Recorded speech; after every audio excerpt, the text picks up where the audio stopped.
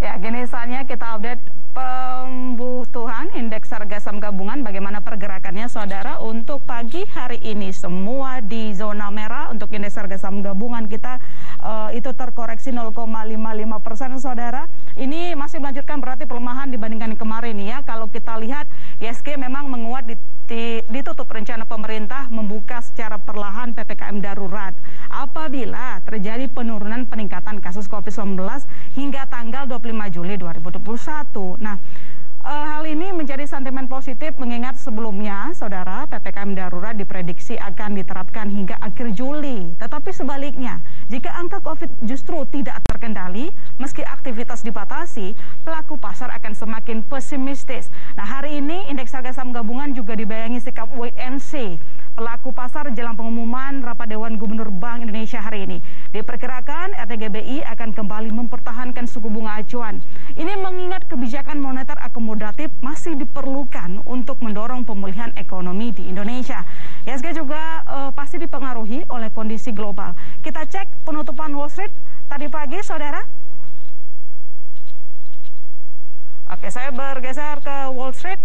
Ini agak sedikit berbeda ya ceritanya dibandingkan kemarin. Untuk saat ini semua pada zona merah, Dow Jones, S&P 500 dan juga Nasdaq masing-masing terkoreksi 0,31%, 0,35% dan 0,38%. Tetapi yang pasti saudara, The Fed juga cenderung mempertahankan kebijakan moneter akomodatifnya, terutama pada suku bunga karena Amerika Serikat juga masih berupaya menumbuhkan ekonomi. Nah, sekarang kita lihat bagaimana kabar minyak mentah dunia, harga minyak nanti, tapi saya ke nilai tukar rupiah dulu ya. Nilai tukar rupiah masih kalah di hadapan greenback, saudara.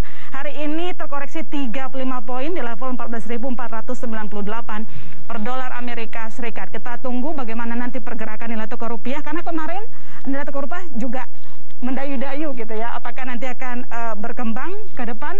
Yang jelas kita juga akan mengecek bagaimana pergerakan harga minyak dunia.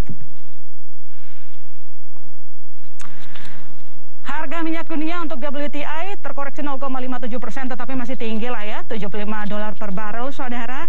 Yang jelas harga minyak naik lebih dari 4% pada hari Rabu kemarin. Jadi ini yang saya sebutkan tadi kenapa masih oke meski terkoreksi 0,57%.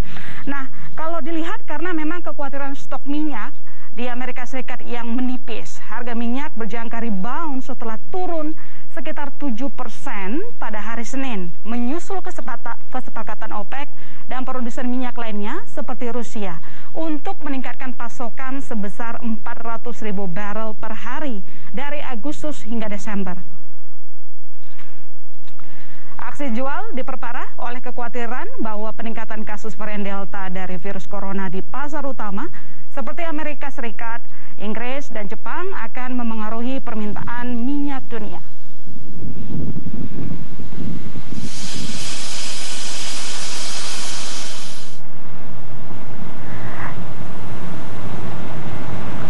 Saudara, proyeksi pertumbuhan ekonomi tahun 2021 berubah setelah pembatasan aktivitas masyarakat